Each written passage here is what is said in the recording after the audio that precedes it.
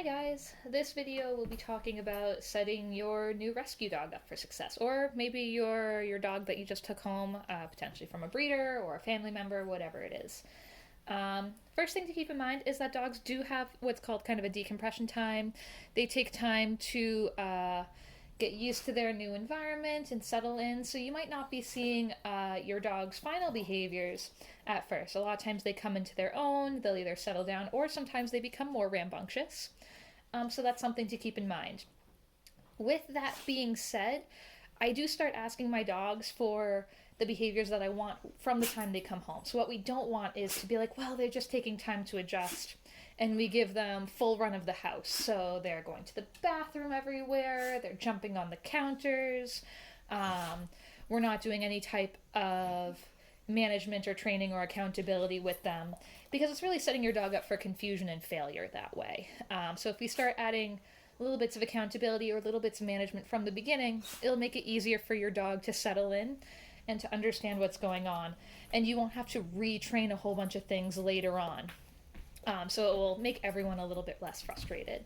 So if your dog has potty issues, work on the crate training. Work on having your dog on a leash and not just giving them free roam of the house. Again, because reteaching them after they settle in is going to be so much more frustrating for everyone versus putting a little bit of management in place in the beginning. There are certain exceptions to this, such as my feral dogs, but even with them, I do management and training in the beginning. So they do a lot of crate work in the beginning, so that they're not, so that they don't have that free roam. They're not learning bad behaviors, and instead we're just building off of what they already know. So that also includes leash walking. So maybe the dog did really well on leash in other environments. Now that they're home, they're getting really excited, they're pulling on leash. Make sure that you're working on that leash work from when they come home with reasonable expectations. You don't need to expect your dog to walk, yes, in a heel next to you, but you could have an expectation that they're not pulling you, and you can actively work on training that. We don't want to overstress the dog, but also giving dogs too much freedom can stress them out too, because they're not getting enough input from us. They're making a lot of their own decisions. It can just lead to behavior going down instead of up where we want it to be. So just start working on what you're looking for from the beginning, be it working on play, no mouthing, working on potty training, loose leash walking, going to new environments slowly. Again, we don't want to inundate the dog. I wouldn't, the second day the dog comes home, I wouldn't be taking him out to a bar.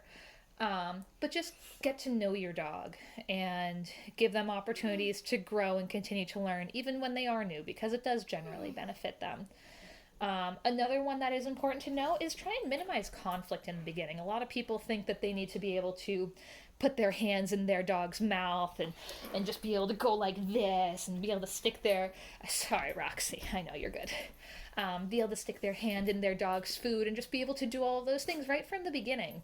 And that's not really a fair expectation either. I wouldn't really like it if someone did that to me. So doing some trade games if you want to take something from the dog. That way you're not always just butting heads. You don't want to butt heads with your dog all the time. It can lead to frustration. It can build up some bad behaviors. So having reasonable expectations for your dog and for yourself. If you have kids and the dog's not necessarily used to kids, making sure that you're managing your children so that they're not crawling all over the dog. Watch the dog's body language, make sure that they're not getting uncomfortable or the dog's not getting frustrated or scared, so that everyone can kind of grow into the new situation that they're in. So I hope that helps, and good luck with all your new dogs.